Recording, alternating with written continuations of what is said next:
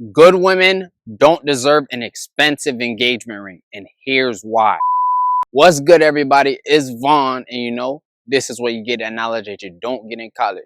So go ahead and scroll into the description, click the link next to Weeble, and collect your 12 free stocks. So before I give you my take on why exactly a good woman doesn't need an expensive engagement ring, I want you to listen to what Adam has to say.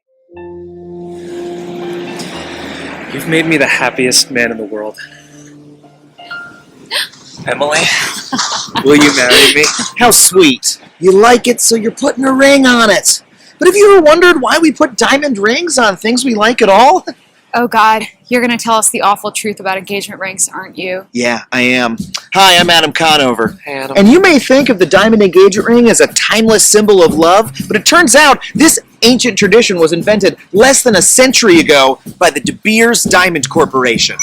Before the 1930s, nobody exchanged diamond rings when they got engaged. It wasn't a thing. Apple, what do you say we get married? Oh, that's a swell idea, Frank. What do you give me? Well, I got the shiny red apple. Sold. Oh, I love you, Frank.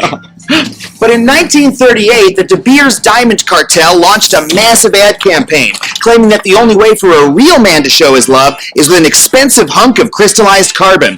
And we bought that. Now, hold on. Looks like if I don't buy you one of these ring dealies, then I'm a tiny peck of pencil neck. Well, it's on the side of a building, so it's gotta be true. Well, crumbs. In fact, every element of the traditional American engagement was designed to make more money for De Beers. How much you drop on that rock? I don't know, like $4,000. Jesus Louises, that's more than your car! My dad said the rule was 2 months' salary. Yeah, sorry, dude. That's not a rule. That's just an arbitrary number from an old De Beers ad campaign. Buy her a diamond worth 1 month's salary. She'll be sure to love you eternally. Profits are down. Better make it 2 months. This has gotta be the most successful ad campaign of all time. This is like if in 50 years people were going, Oh, honey, the same thing again? Yeah, you know that old rule. Pizza in the morning, pizza in the evening, pizza at supper time. When pizza's on a bagel, you must eat pizza all the time. Well, it's not like I'm throwing my money away. I mean, at least the ring is worth something. Yeah. actually, diamonds are intrinsically worthless. I refuse to believe that. Well, maybe you believe De Beers chairman Nicky Oppenheimer, who once said, quote, diamonds are intrinsically worthless. Shut up, shut up, shut up. In fact, they're quite common. The only reason diamonds are even expensive is that De Beers has a global monopoly on diamond mining, and they artificially restrict the supply to jack the prices up. But in reality, those assholes have a ton of them. These are extremely rare. Pay no attention to that.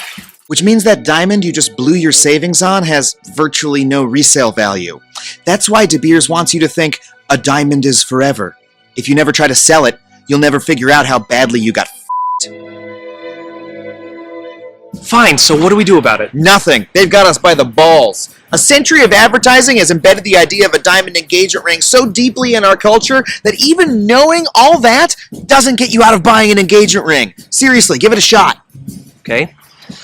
Emily, will you marry me? I'm not giving you a ring because the concept of an engagement ring is a scam on the part of the De Beers Corporation. But we could open a joint checking account? Sorry, dude. I want that rock. Well, thanks, man. No problem. Way too often people buy things they don't need with money they don't have to impress people they don't even like. Our generation is so far out of touch with reality that it's sickening. And it's mainly because we were raised watching the television, which plants ideas in a woman's mind that causes them to disrupt your vision by persuading you to make the wrong decisions. As you saw in the video, diamonds are worthless, so the cost of a ring doesn't say a thing. If you really and truly plan on building a future with a woman, you would want to give her something that has intrinsic value and will appreciate over time, such as art, land, or even gold. He spent $4,000 on a wedding ring, so let's just use that as an example. If he would have just spent $100 on a ring, the remaining $3,900 would have been enough to buy either gold, fine art, or a piece of land. Right now, an ounce of gold is trading at less than $2,000. When it comes to purchasing art, you want to purchase the original piece and you want to do some research because the prices vary, but an original piece of fine art is an asset that will appreciate over time. and land with just $3,000. You can acquire a nice lot of land in a vibrant location if you just do your research. If you purchase the land and patiently wait, it's going to appreciate over time. But I think the smart thing to do is to purchase land in a developing area and patiently wait as the surrounding market develops. And then if you want to sell your land, you sell it. But you can also build on it so that you can get an even higher return on your investment. I think it's sad that so many men are spending thousands of dollars and even going into debt just to purchase an engagement ring. And they don't even understand that they're just digging themselves into a deeper hole because there's absolutely no return on that investment. If you were to get divorced and your woman wanted to go sell that ring, she would get nothing for it. So it would literally have no significance. And it's honestly not her fault because you pay for what you don't know. You have to understand that marriage is a financial institution. It is the union of two people in a partnership. However, it seems like people fail to realize that love is law and family is business. Well, you might be wondering, what does that even mean? All of the words that a woman looks for in a healthy relationship have a dichotomy. And if she receives all of them, she'll feel love naturally. Typically, when you meet your partner, you start out as friends. And a friend is one that you're willing to invest in and one that's willing to invest in you. And then she wants a sense of security. A security is a paper certificate that attests to ownership and equity. Ownership of what? Well, the man and woman should go into business with each other. So let's say they purchase a property. So they set up a trust. I'm just going to do the business aspect first and see how it precipitates the emotional aspect of the same because of the dichotomy to the words. There's the emotional part and then there's the business part. So, well, she wants a trust. So trust is when property is held on behalf of another so that someone else can benefit. Maybe the children can be the beneficiaries of the trust. And the security is going to identify the equity as it relates to the contract. And now we have a bond. And bond is what?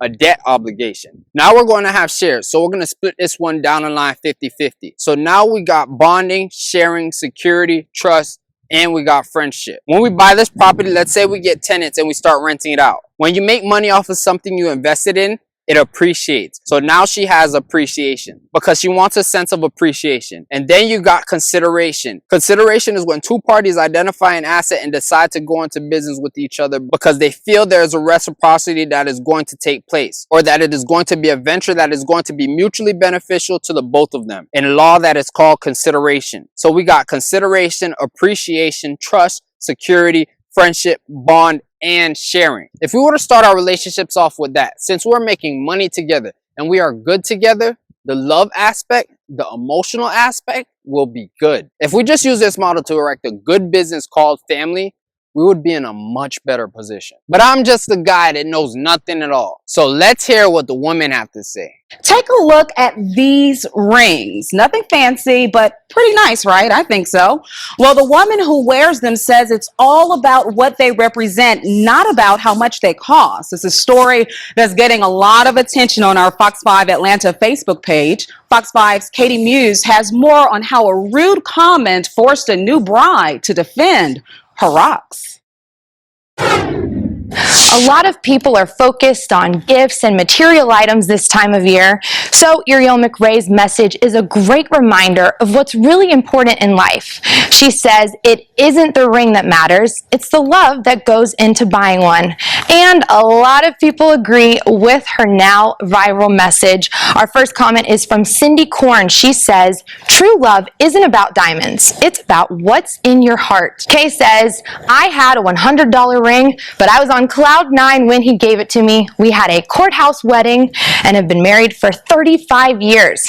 And then Cindy shared this beautiful picture of her $400 ring, and she says, 27 years later, we are still happily married. Marriage is not about the ring. And that is exactly what Uriel McRae meant when she shared the picture of her rings.